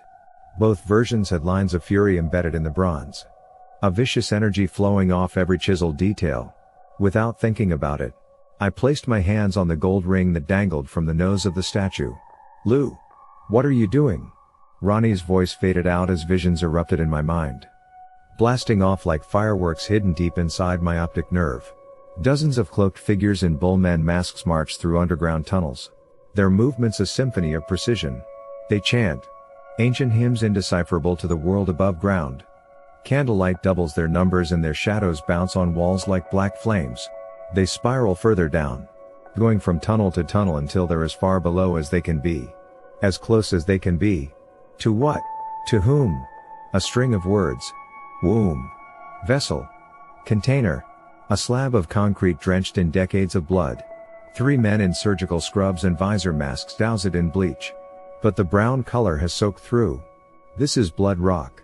A woman must conceive the bull son or bleed out in sacrifice. Thousands have died during the ritual. A dungeon. Young women on the brink of death, awaiting their fate on blood rock. All to serve his purpose, to bear him a firstborn. "Lou," Ronnie pleaded, clasping his hand over my mouth as echoes of my screams ricocheted off the chamber walls. I tried to contain my sobs, but it was impossible. The words and sights wouldn't leave my mind. There was too much death, too much savagery, too much. I must have gone limp in Ronnie's arms. I don't know how long it took him to coax me out of my catatonic state. The residual effects of the statue lingered as my body movements returned to me in fear-induced spasms, like those of a rabbit frozen before a predator. "I never believed you about the object stuff," I heard Ronnie say. "I always wondered why you lied about that, when you were so honest about everything else. I should have known there was more to it. We have to get out of here," I stammered, forcing myself back onto my feet. "Turn the ring, Ronnie?" He gave me a questioning look but did as I said. walking up to the statue with a hint of trepidation. The moment he rotated the ring in the sculpture's nose, a pair of round slabs rolled out from either side of the statue, revealing 2 dimly lit corridors. "How did you?" Ronnie began. But I cut him off. "Listen. Okay." Ronnie was about to say something else but thought better of it. I hated the way he was looking at me. Like I was someone else entirely. The light from the lantern cast shadows on his face, making it look like he was cycling through emotions. In truth, he wore a singular, bewildered look. This last week had been an ordeal for not only me. That much was obvious. Unfortunately, we didn't have time for a heart-to-heart in some rich man's underground torture club. I can do things, like the reading objects thing. But there's more to it. Especially here. The woman upstairs. She's like me. Or I'm like her. I don't know. There is some really dark shit going on in and under this house. And I know we've both seen some messed up stuff back home. But not like this. We could ducking die here. A lot of people have. I was afraid to look at him after finishing my largely incoherent ramble. Had I told him enough? No. There were too many bloodied corpses flashing through my mind to string together a proper sentence. "I'm so sorry I got you into this," I added, finally looking up at him. Ronnie hesitated before speaking. "I would never forgive myself if I wasn't there when you needed me. Lou. You're the only family I have. Tell me which way to go and I'll follow. We'll talk about the rest later. If we go back upstairs we have the best shot at escaping." I started. "But there are other girls here. Girls like me. Who came looking for a job. They're down one of these tunnels. I think it's the right one. So we go right." "We go right." I agreed. Relief washing over me. It was selfish. But I was glad my best friend was there. I may not have been able to do this without him. I gathered my thoughts as we continued our journey into the ground. The tunnel was dark. But there were more lanterns lighting our way, appearing on our right every few feet. Our shoes scraped against the concrete, reverberating off the hollowed-out walls, announcing our presence to whoever might be lurking in wait. My only hope was that Mrs. Claymore had no intentions of sending her husband down to get us and that he and his ducked-up bull buddies weren't likely to meet down here on a weekday afternoon. At last, we came upon a metal sheet wall with a door in the middle of it. It was crafted from clean black steel, the color reminding me of gun barrel residue. The door was bolted shut with a thick golden lock hanging from it. Ronnie threw me a curious glance, but didn't say anything. "I'm going to try something," I said. "Stand back." It wasn't like the hygienist ordeal.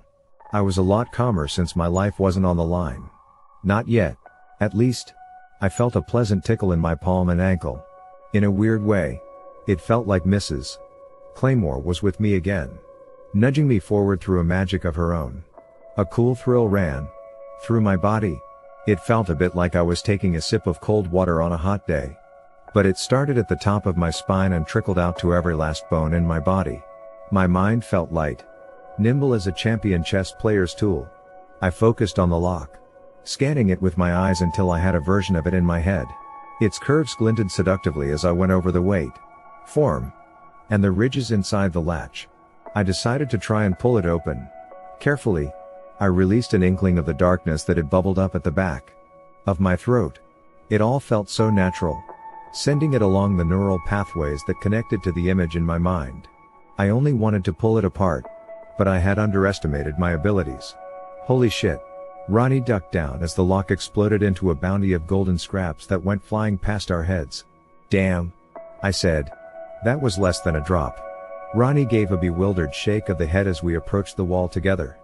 I think he was used to going first. But this time he caught himself mid-stride and held back.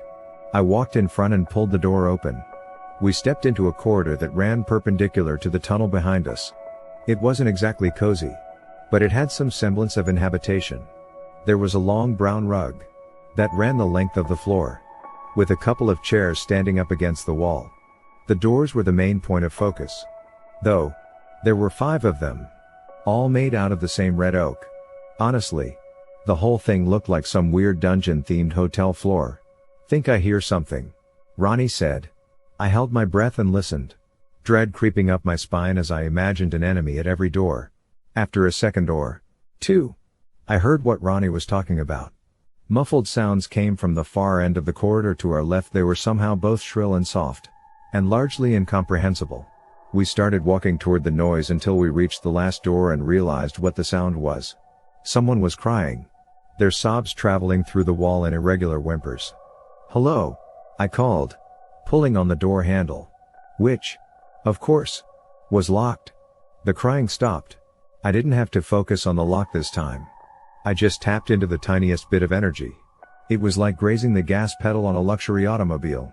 Easy and smooth. The latch snapped open as I pulled on the handle again. What I saw inside was probably worse than everything else I had encountered at Vonderlei House. It wasn't as horrifying as finding out the dolls were real, or as dreadful as hanging upside down in the hygienist's grasp. It wasn't as terrifying as reading the statue and seeing what the bull men got up to underground. It was all these emotions mixed into one devastating reveal. The truth behind the mysterious dolls upstairs. The reality of what would have been my fate, had I not the abilities to fight it. The room looked a bit like a motel room. It had a double bed, a vanity mirror, a couple of armchairs, and a door to a bathroom, where one might expect a window. There was a large mirror. "Hello?"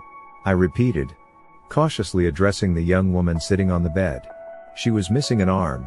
She was so small that I first wondered if she was a child. She had beautiful reddish-purple hair with striking blue eyes and a freckled nose. She would have been impossibly lovely, had she not been so injured and pale. The girl didn't respond. Her eyes were red from crying, and she stared past us as we inched our way into the room. Ronnie kept his eyes to the ground, since the girl was naked except for the bandages that covered wounds all over her body. There was blood seeping through the bundle on her left shoulder on the spot where she had recently lost an arm. The rest of her torso was a panorama of torture. Her emaciated chest moved painfully as she took shallow breaths, the bones in her broken ribcage sliding under her skin, bruising it from the inside. "My name is Lou and this is Ronnie. We are going to get you out of here." The girl was non-responsive. She started crying again, those same jittery whimpers coming out in an unstable rhythm of pain. Droplets streamed down her face and fell onto the bloodied sheets on the bed. Finally, her eyes met mine. Her forehead twitched, but that was the only reaction. "Can you help her, Lou?" Ronnie asked, backing up to the doorway and peering out into the corridor. "I've got a bad feeling about all this. We've been roaming around undisturbed for a while now, and I don't know. Doesn't feel right. I don't know how," I replied, honestly at a loss. I wanted to help the poor young woman, but she looked like she was about an inch away from death. "What could I even do?" "Use your powers," Ronnie replied.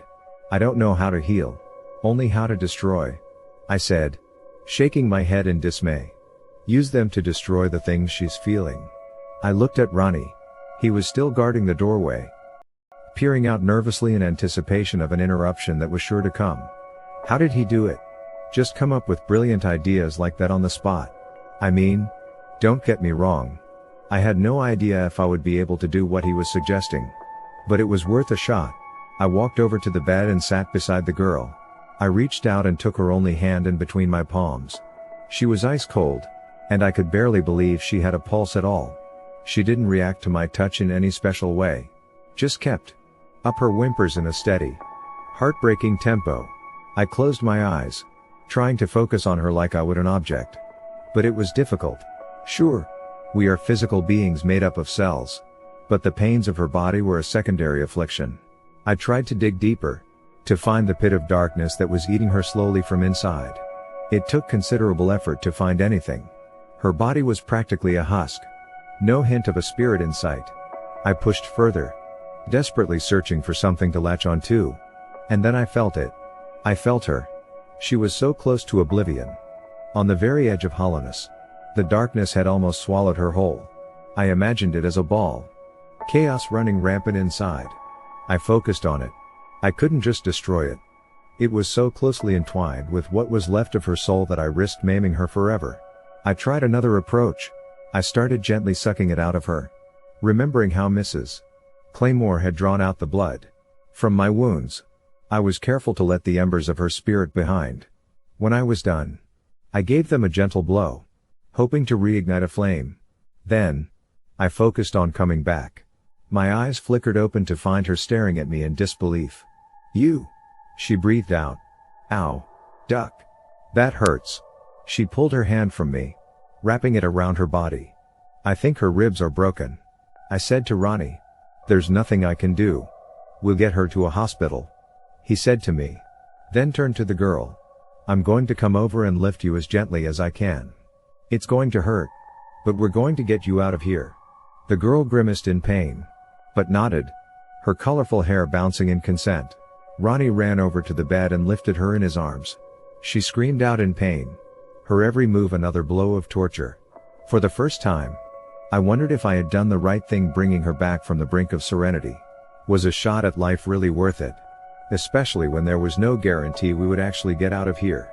I was getting really angry. Really ducking pissed at the piece of shit man that could build an underground hellhole designed to extinguish human essence and end innocent lives. I was done ducking around too. Absolutely ducking done. Ronnie? Start heading back.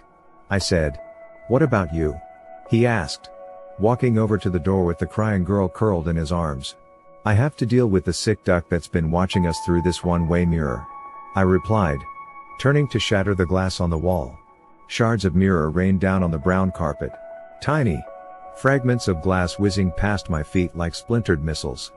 The concealed room was covered in white tiles from floor to ceiling, with metallic shelves full of medical equipment lining the far walls.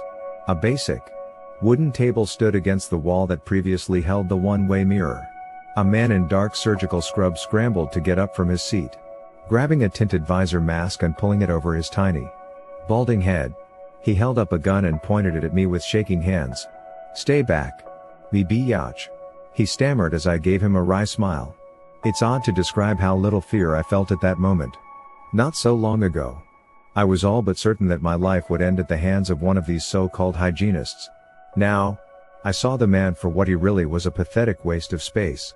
A scumbag that glazed over his many inadequacies by abusing and killing women. All to feel an inkling of control over his own worthless life. The man fired the gun and I zoned in on the blast. I wrapped my mind around all 3 bullets, reversing the trajectory of the shots. I toyed with the idea of shoving them up his ass. But I didn't have time to mess around. Ronnie and the girl needed me. So I did a quick job of reflecting the fire, aiming for the freak's visor mask.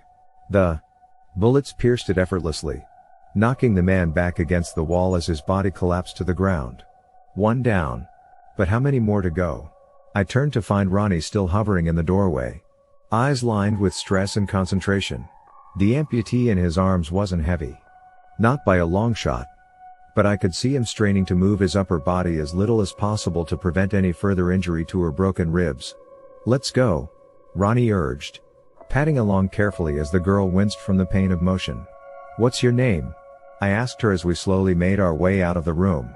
Pixie, she said, in between painful gasps for breath. It was really hard to look at her. She looked so small and broken in Ronnie's big arms. The purple bruising on her milk-white skin. The splash of red seeping through her bandaged shoulder. The sickly yellow of her face. Pixie was a rainbow of agony I couldn't even begin to imagine. I hoped with all my heart that she would survive this ordeal. It would all be worth it if she made it out of here alive. My name is Lou and this is Ronnie. We're going to get you out of here. Okay. Pixie's head twitched in a feeble attempt at a nod. We had reached the next door down the corridor. And I blasted it open with a heavy sense of dread. Would there be another Pixie in that bed? It was empty. I closed my eyes and tried to focus. I had felt the man behind the one-way mirror when I was working on draining Pixie's darkness. It was a moment of hyper-awareness. Much like touching the Bullman statue at the entrance to the tunnels. A state of perception that allowed me to sense and locate people and objects all around me. Based on their energy. I couldn't see their faces or even general outlines. But I could feel their presence. Pixie had been a dimmed, almost snuffed out ball of light. The guy I had just killed was a tiny, impotent mass of gray. I let my mind wander through every room down the corridor. They appeared empty. But there was something more significant drawing my focus down below. Approximately 5 feet beneath us. There was an enormous swirl of darkness. The power of it tugged at me, pulling me down like a pin caught in a magnetic field. I tried to clear my mind of all desire to drop straight through the ground. I needed to concentrate. It wasn't one big mass. It was a grouping of many dark what? Orbs. Maybe. Entities. I tried to sift through the swarming chaos. But it was impossible to make much sense of it. What was I looking for? I wasn't sure. But it felt important. Lou. Ronnie's voice urged. A minute. I responded, tensing to the point of migraine. That final push was enough to give me what I was searching for. A hint of light. Small as a grain of sand in a sea of shadows. There's another girl. My mind snapped back to my surroundings. Ronnie had already progressed to the mouth of the tunnel with Pixie passed out in his arms. I jogged to catch up. His expression grew more severe. But he didn't say anything. I gathered my resolve. You have to go up without me. Lou. No. Listen. I cut him off. You need to get that girl out of this hellhole. Ending her nightmare is the single most important thing we can accomplish. Then all of this shit would have been for something. The entrance to the tunnel loomed in sight. I changed over. To Ronnie's left. Ensuring I'd be as far as possible from the statue. I didn't want to risk grazing it and seeing more visions of girls brutalized to death. Lou. This isn't about crossing off a checklist. All our lives are on the line if we split up. Ronnie clenched his jaw as he spoke. His voice so forcibly calm it made me shudder. You can't stop me. Ronnie? There's another girl down there. I'm sure of it. I need to help her. I stalled at the first step as Ronnie hastened up the stairs, taking advantage of Pixie's loss of consciousness to make as much progress as possible without hurting her. I was about to call out something. To promise I'd be there soon. To apologize. Perhaps. In the end. We parted in silence. With Ronnie focused on saving the girl and me. What the hell was I doing exactly? The moment my cousin's large frame slipped out of view, I turned around and dashed down the tunnel to the left of the statue. It was a lot steeper than the previous one. But much the same otherwise. Hollowed out walls. Lanterns every few feet. There were more turns going left. And I had a vague feeling I was quite literally spiraling. Downward. Even then I could sense something was wrong. Deep down. Under the curiosity. Under the genuine wish to save another victim. At the very core of my being. There was an all-encompassing sense of dread that grew with every step. The hairs on my arms stood on end. My body movements felt jerky and foreign. Minutes withered away in tortured anxiety before I slowed my pace. Perceiving the end of the tunnel at a distance. It wasn't a door this time. Just a subtle threshold into a larger, darker space. I hadn't paid much attention to the sound of my footsteps before. But now they seemed obnoxiously loud. Announcing my arrival to whatever lay in wait. The whole scene revealed itself soon enough. What I had mistaken for blackness was only a dense collection of the bottom half of the bullmen's cloaks. As I entered the chamber, I found myself facing countless masked figures standing in a neat semicircle that obscured everything but the cavernous ceilings above. Soft light flickered from somewhere beyond, sending tall shadows dancing at my feet. Beastly bronze masks poked out from every hood without so much as a pair of holes for nostrils. They stood perfectly still. Silent as tombstones in an abandoned graveyard. They had been waiting for me. That much was obvious. Just as I was about to say something, every single one of them dropped to the ground in one swift, practiced motion. Bending their heads low, they began chanting the words Mater Filiorum in a string of raspy, low whispers. Behind them, I saw a familiar sight. It was blood rock. The slab of concrete that had come to me in flashes upon touching the statue at the foot of the winding staircase. Nearby, there was a large, odorless fire burning in an urn. The rock itself held the emaciated, beaten remains of another young woman. My heart dropped at the sight of her blood-soaked, kinky hair. The deep gashes of red across her smooth, brown skin. A faint pair of white slits suggested a set of eyes that would never open again. No.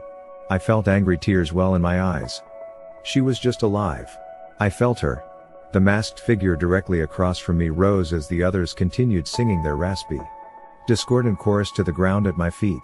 He took a step toward me, removing the bullman mask. It was the man I had seen leaving Vanderlei mere hours ago. The poised gentleman who had me sliding down my car seat in fear of detection. The husband. Mr. Claymore. He was striking up close. His deep, blue eyes invitingly playful as they locked on mine with evident pleasure. The gray in his hair and beard shimmered in the firelight. The sharp edges of his cheekbones could have been chiseled by the old masters themselves, and even the few visible wrinkles only added to the harmony of his face. Much like the mask he had just removed. He looked only half human. The other half was something entirely ethereal. She is still alive.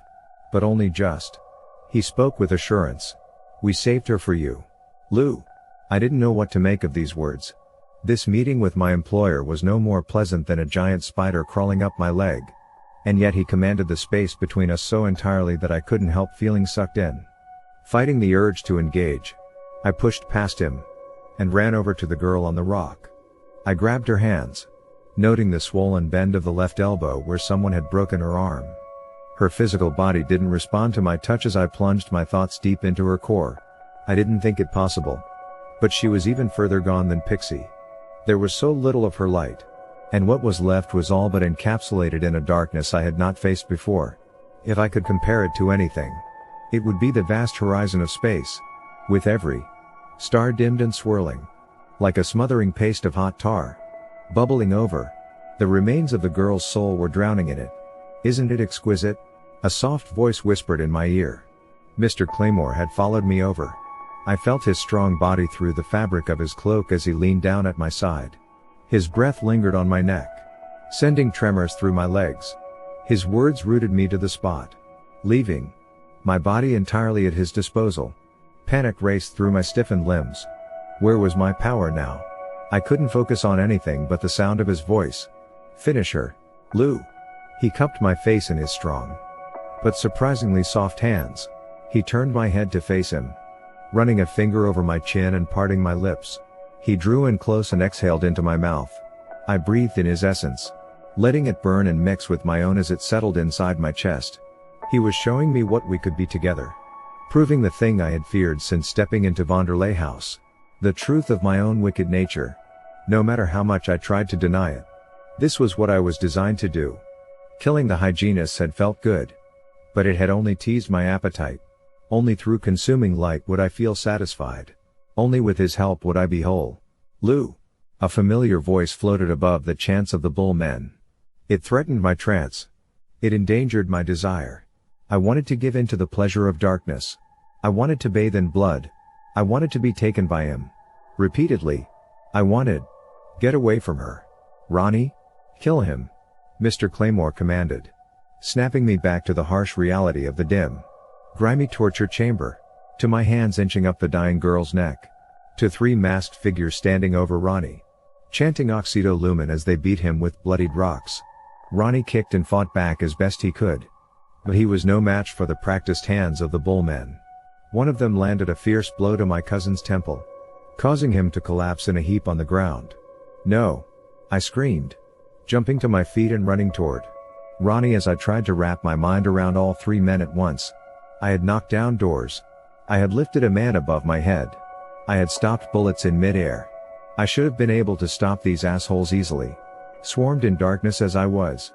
But the moment I zoned in on their arms, a loud siren started blaring from somewhere above my head. It knocked me off balance. The frequency of the noise rid me of all 5 senses, leaving behind a pain so unbearable. I would have preferred instant death. Only, no one had given me the choice. It was like a pin-cushion explosion inside my head. Needles through my eyes. Wedged in my ears. Jammed in my throat. Everything burned. Every orifice bled. The sound. Oh, the ducking sound of it would not let up for an instant. I was all but ready to give in. Thrashing and screaming. At that point, I would have ripped my own ears off if it meant I could make it stop. Then, a different sensation started spreading from my palm and ankle. I felt warm tickles running up my arm and leg. Weaving and dashing as though tracing invisible patterns on my skin. Wherever the warmth spread, relief followed. Eventually, it spread to my head. I felt a swelling at the base of my eardrum. Sort of like a growing mass. The faster it grew, the less I heard. The quieter it got, the less pain I felt. Soon, my mind was shrouded in a silence, so complete that only a full loss of hearing could hope to explain it. This time, find your light. I am with you, Mrs. Claymore's voice rang through my thoughts as I opened my eyes. I didn't have to think twice about finding my light. The moment Mrs. Claymore's voice entered my thoughts. I knew where to look. And no, it was not inside of me. That which I was. The destructive powers I possessed. All gifts. From below. Stemming from darkness. I had to face it. I was made of the same stuff as the bull men around me. But I did have something they didn't. Someone. My light was in the kid who packed my lunches for school when there were no adults around to give a shit if I went or not.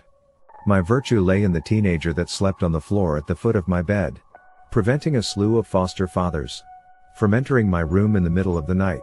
Everything good and decent, every benevolent act, any selflessness on my part, could all be attributed to the person that single-handedly raised me. Ronnie? How had I missed it? So wrapped up in my own powers. So self-assured and confident in my ability to turn Vanderlei on its head. If I had just taken a second of my time to focus on Ronnie, to perceive the warm glow that radiated from inside him. I hadn't been looking. I was sedated by darkness. So tempted by the fleeting lights of the injured girls. I had made excuses, telling myself I wanted to rescue them when deep down I was just hungry for their diminished light. I would have crossed the line too. I would have given in to the bull men. If Ronnie hadn't come back for me. With Mrs. Claymore's silicone protecting my ears. I could work through all these thoughts and feelings in the span of seconds. The truth had always been there. Deep down. It was just a shame that it had taken this long for me to see it. Ronnie lay on the filthy ground of the chamber. His basic green hoodie stained with blood and dirt from the rocks. He was curled in on himself. Hands over his head. Protecting his skull from the blows of the bull men. The sight of it released a wave of sorrow that I had to suppress in order to help him. There wasn't much time. Mr. Claymore was bound to notice that I was no longer crumpled in a heap of agony on the ground. I had to act fast. I closed my eyes and zoned in on Ronnie. Knocking into the many walls protecting his core. This was why I hadn't noticed it before. The sheer magnitude of his power. His light. He had it tucked away in a safe space. Cautious to not let too much spill out. I wondered if it was a conscious effort or just a part of his nature. Let me in. I sent my thoughts straight to his. Gently knocking at the door to his soul. I know what to do now. Intuitively. I knew what I was looking for and still wasn't prepared for it. It was more than a ball of light. More than flames. Or fireworks. Or a goddamn supernova out in space. Even comparing it to the sun feels half-assed. Imagine all that is warm. Good. Radiant. And pure. Picture it growing somewhere for decades. Hidden away from all that can diminish it. Visualize it as something so bright and clear that it doesn't damage the eye. But lets you see and understand everything with total confidence. A nirvana. That envelops you like a favorite childhood blanket. That was Ronnie's soul. I let my darkness settle at the bottom like a makeshift coal to his boisterous flame. I channeled every last bit of draining power to boost Ronnie's light. To send it bursting out of him. I opened my eyes. Those that had been attacking Ronnie now lay at his feet. Their bodies contorted in suffering as the bloodied rocks fell from their hands. Some of the bull men had ripped off their masks, exposing hideous burns, with parts of skin bubbling from their proximity to the light. I could see they were screaming, and half wished I could hear them. But Mrs. Claymore's anti-hearing aids held firmly in place, securing my mind from the noise that had so nearly driven me insane. The rest of the chanting bull men wasted no time in turning around and dashing up the tunnel to escape. I could understand it. I was too far from Ronnie to get burned. But even so, I felt all the power I had sourced from darkness shriveling up inside of me. Cowering at the potency of his energy, my cousin stood tall and radiant. His skin glowing like an LED nightlight. His eyes were closed. And I imagined he was doing something very similar to what I did every time I tried to use my powers. He wasn't making objects fly or destroying things. But he was reducing every dark energy around him to little more than a speck of dust. Rendering every sick duck, including myself, completely impotent. I stared in awe, forgetting my surroundings. Forgetting all about the very real threat of Mr. Claymore and the dying girl behind my back. When I finally came to my senses, it was already too late. I turned around to see Mr. Claymore's face inches from the dead girl's lips, breathing in the last of her essence. No! I cried out, running over without thinking. Powerless as I was in Ronnie's light, I still wished there was some way to save the girl. What happened next is hard to explain. One moment. I was just a few feet away from Mr. Claymore. Running at him blindly with nothing but rage and guilt fueling my steps. The next thing I knew, my head snapped to the right, my neck aching as it urged my torso to rotate with it. My legs started carrying me in the other direction and the deaf silence in my mind was broken by an unwelcome intruder. Such a pity. Lou. Mr. Claymore's voice purred in my ear. We could have been so great together. We still can. Actually, we just need to take care of this little problem standing in our way. My legs bobbed along in rigid movements as I strained every muscle to fight the parasitic intruder inside my mind and limbs. My head was down, facing the ground, staring at an ancient layer of blood and dust that coated the chamber floor. The closer I got to Ronnie, the hotter my skin grew. It was a bit like falling asleep on a beach, sizzling under the rays of a vicious summer Sunday only. Instead of sleep, it was like I was just lying there, paralyzed, feeling every cell of my derma screaming in agony. Ronnie must have opened his eyes and seen me coming toward him. I couldn't actually see, because I was sure to be blinded if I looked up while this close to him. I felt an inkling of relief as the light in the chamber started to recede. I lifted my head to look at Ronnie's concerned face, mouthing something at me. I was still deaf, so I didn't understand what he was saying. My heart dropped when I felt my own mouth and tongue moving in response, making words and probably sounds I couldn't perceive. It is the weirdest feeling, not knowing what message you just communicated because your brain was not there to initiate it. Whatever Mr. Claymore had just said to Ronnie, it seemed to ease his mind. My cousin nodded in response and I saw the glow of his skin fade until we were shrouded in nothing but the dim lights of the blood rock fire. If only I still had control over my mouth to scream, I would have done so. It hit me then like a glass of water splitting on my face. The bull ducker had told Ronnie to withdraw his light so we could approach. So we could feel our power return and my darkness swelled, mixing with Mr. Claymore's in a high-inducing sensation I tried hard not to enjoy. It was like having sugar again after sticking to a low-carb diet for a year. Like sex with a crush after a dry spell. My power returned in waves of pleasure and potency. It trickled down from head to toe, spreading to my fingers and toes. I still had no control over it, but it was a type of submission that felt good. This is a fraction of what an eternity together holds for us. Mr. Claymore teased inside my head. Just one thing standing in our way. My body was only inches away from Ronnie now, arms spread wide as though going in for a hug. I saw Ronnie's face soften, relief washing over it in waves. He looked so much younger when he smiled. Just like any other guy in his 20s. Gone was the man who never got to be a boy. He thought this was over. His mouth moved to say something else as Mr. Claymore raised our hands to Ronnie's throat. Shock froze Ronnie's face in a childlike expression of wonder. He grabbed my arms, gently tugging them away as Mr. Claymore fueled our darkness to latch my thumbs onto Ronnie's Adam's apple. Ronnie just looked bewildered.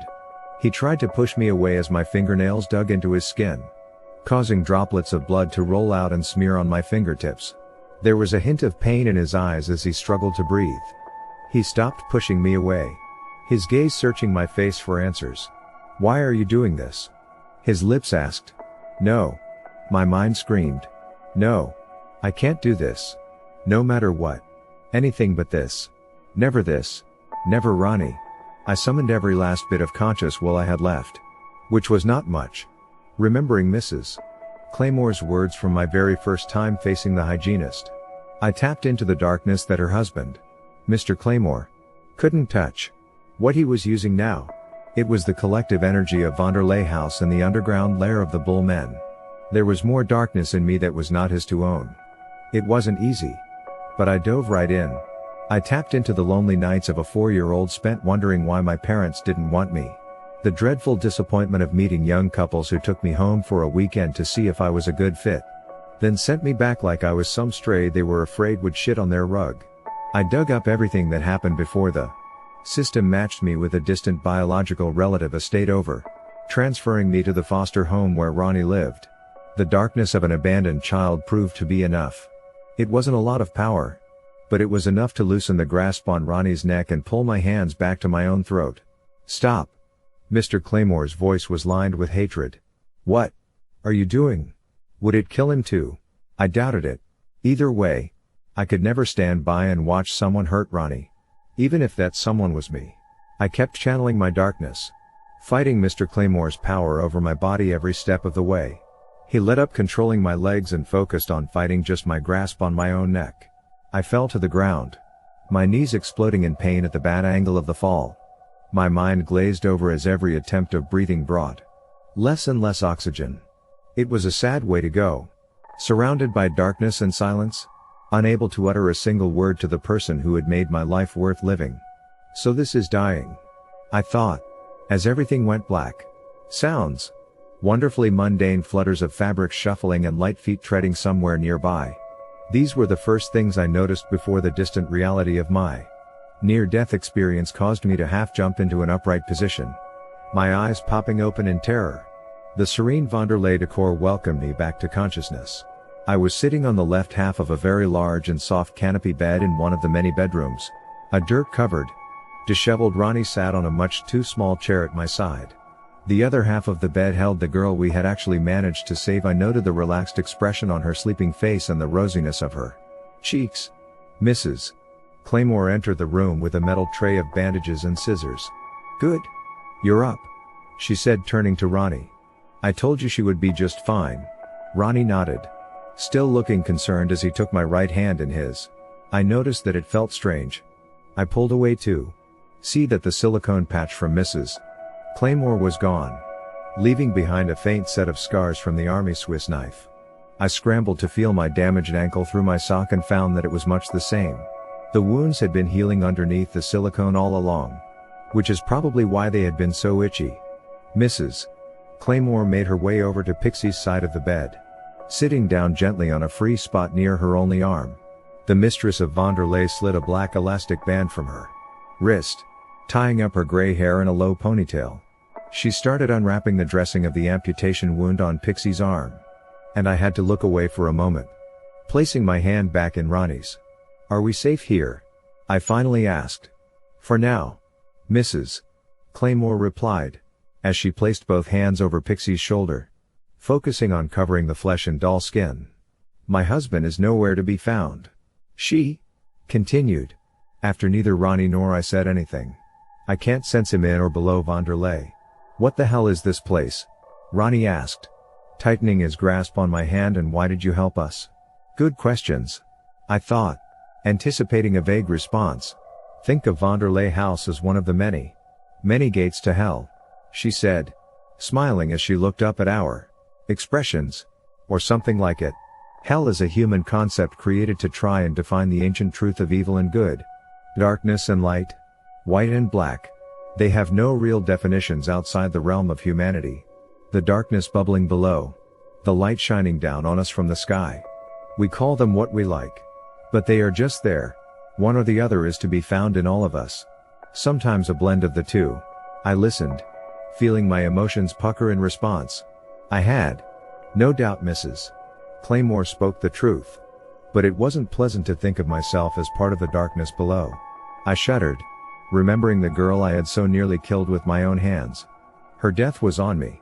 If only I had focused on bringing her back in time instead of listening to that awful man's seductive whispers. Mrs. Claymore finished working on Pixie's arm, leaving behind a perfectly smooth patch of silicone. She moved her hands to work on the girl's ribcage. I watched in wonder, as jagged edges started shifting under the bruised skin of Pixie's chest. Her broken ribs were being healed one by one from inside her body. "That doesn't explain why you took this girl from me and sent me back to save Lou," Ronnie said. Then, turning back to me, "I would have gone anyway. But she told me you needed me and promised she would help Pixie." I didn't know if I should believe her. But it felt like I had no choice. I couldn't risk losing you. I felt gratitude tingling in the corners of my eyes. It had been such a long and emotional day. There were still so many questions. But it was such a relief to be alive. To be with Ronnie and Pixie. And even Mrs. Claymore herself. My role in all this is hardly heroic and mostly complacent. Mrs. Claymore paused, considering her words. "It's a conundrum of sorts. My powers are different from Lou's in that they have always been to heal and beautify the ugliest places, the worst wounds. Ever since I was a child I could make them beautiful again. Unfortunately, The power only came to me where unspeakable cruelty manifested itself. Places like Vanderlei, with death at every corner and mutilated corpses lounging about in armchairs. I took in a sharp breath. Had I really expected something different? Maybe not. But I had hoped. There was a very real part of me that had pictured me and non-doll Cynthia sitting somewhere a few months down the line. Talking through things. Laughing and crying together. Dissecting the horrors of Vanderlei and comfortable companionship. I could still have that with Pixie. Maybe. If the PTSD of her ordeal ever let her live normally again. So you take the bodies of the girls they use for their rituals. And you make them into dolls. It sounded so sick. But also made sense. A very twisted, ducked up sort of sense. The problem with having powers was the itch to use them. And I could see how Mrs. Claymore had given in to the desire. I've always wanted to be a mother. Mrs. Claymore's face lost its composure. A crinkled sadness pulling her features down for a second before she caught herself. That's another thing you will learn about the Dark Ones. Lou. We are born from darkness. From a void. And thus we cannot harbor new life. The silly boys that run around in masks below ground are convinced that they can interbreed with light to bring about the birth of an almighty sun. They are powerless past the gates of places like Vanderlei. You see, that's why the world goes on as it does. But they'll never let up. They will keep trying to breed with a carrier. The world over. Women are dying for this cause. And there's not a thing I can do about it. But dress up their remains in pretty outfits and play house. I almost wanted to ask Mrs. Claymore to see Cynthia and the girls one last time. As they really were. Then I thought better of it. Unable to stand the sight of another dead woman that day. Still, the gruesome visuals of the parlor room and all its decaying certainty weighed heavy on my conscience. Ask one last question before I'm done with your friend. Mrs. Claymore said, draining the bruising from one of Pixie's broken toes. It would be best for you to leave then. I advise you don't come back. But even if you do, you will find this house abandoned. I have no reason to stay here now that my husband is gone. I don't particularly care for the man, and I'd rather go somewhere he can't find me. There were so many questions. I wanted to know more about the Bullman and Mr. Claymore. About the powers I possessed as well as Ronnie's ability to dull them. In the end, I just asked what I cared about most. Will I see you again? I asked. Hopeful despite everything. There is so much I still don't know or understand. We may cross paths if you come looking for darkness again. But I hope your kin can convince you otherwise. She nodded at Ronnie with a soft smile. He is your best chance at doing things right. Lou. Never forget that. Ronnie looked down. Embarrassed. I smiled. Marveling at his ability to witness and hear everything and still remain the calmest presence in the room. Pixie stirred awake as Mrs. Claymore finished up, taking the tray as she walked out the room. Predictably, the poor girl experienced a severe mental breakdown as the reality of her survival settled around her. I tried to take her hand. But she shuddered at my touch. Shrinking from me. Her wails threatening to deafen me all over again. Ronnie had better luck in approaching her. And she actually let him wrap her in his arms. Where she sobbed into his chest until, finally, she calmed down enough for us to make our way out of Vanderlei. Mrs. Claymore was long gone by then. I can't tell you how good it felt to breathe the air outside as we walked away from Vanderlei and its many secrets for the last time. The sun was setting in the sky and I had to remind myself that only a few days had passed since I'd first stepped foot in that house. It felt like an age. I had faced so many fears, discovered so much about myself and Ronnie, and opened my mind to a plethora of horrors. A couple of months have passed since then. It never made the official news. But whispers about Vanderlei spread through the area like wildfire. A beautiful mansion with 11 dead bodies inside. Weird underground chambers with more death to find. No official owner to be thought of or ever seen. Young, attractive victims. People couldn't stop talking about it in class. And criminal justice lectures were packed with freshmen wanting to ask professors if it was true. Conspiracy theories flared up all over campus. And I marveled at how tame they sounded compared to what had actually happened. Pixie went to stay with Ronnie after everything. She still hasn't moved out. And I don't think she will in the near future. I haven't pried. But judging by the smiles they exchange when I come over for dinner, I think they make each other happy. Ronnie and I only recently breached the subject of me almost killing him. He says he feels guilty for believing for a moment that I was the one doing it. That's just Ronnie for you. Feeling bad for not assuming possession in the face of death. I asked about Mr. Claymore. Asked if he remembers seeing where the guy went. But Ronnie doesn't. His eyes were closed when that man entered my mind and he just seemed to disappear after that. I guess consuming that girl's light gave him enough power to possess my body from a distance. But honestly, I don't even know. A part of me wants to say goodbye for good. But this doesn't really feel like the end. Does it? More like an interim. For now, I will focus on school. On making new friends. And maintaining a close relationship with Ronnie and Pixie. I still dream about Vanderlei. About Mr. Claymore in particular. His eyes always twinkling. Beckoning me to join him in darkness. I won't though. No matter how much I sometimes want to. One thing bothers me. Though. There's a frat house on campus that has been awfully quiet ever since the whole dollhouse ordeal. None of the members have been showing up to class and other students have noticed. I'm not one for idle gossip. But it felt meaningful. Yesterday. I was having lunch with Ronnie and Pixie at an off-campus diner and came home at the worst possible time for parking. The lots were packed and I had to get a spot a couple of blocks away. On my way back to the dorms, I passed the frat house and noticed something that made the dinner and my stomach churn with nausea. There was no doorbell anywhere near the entrance. Only a familiar bronze bull's head for a knocker mounted on a large blue door. In case anyone's wondering. Ex tenebris lux light in darkness. Ex malo bonum out of bad comes good. Even the creepy magic clipboard knows that Lou is here to duck shit up. I was thinking the same damn thing. Lou's gonna lay waste to the Vanderlei house before this is all said and done. These people done ducked up. I mean, should have been a major red flag when a man in his 50s was looking specifically for a woman in her 20s. That's not a job listing, just a creepy dating site profile. I don't know though, can't you hire whoever you like? Or are there hiring standards in private business and stuff? I am not being a douchebag. I haven't thought about this. Like now I am picturing some hyper-racist wealthy billionaire KKK leader who was forced to hire a black babysitter by government hiring regulations. I have it on good authority that the head of NBC reads this sub, so don't be surprised to see this sitcom next season. As a member of the National Guard, I have a little experience with this. There are a handful of groups who are protected from hiring discrimination. An employer can't turn down an application, take administrative action, or not promote someone. Because they were in the military, based on their skin color, based on what country they're from, based on their gender, based on their sexual orientation, based on their medical history, etc. At least in the USA. Some countries are still behind on these laws.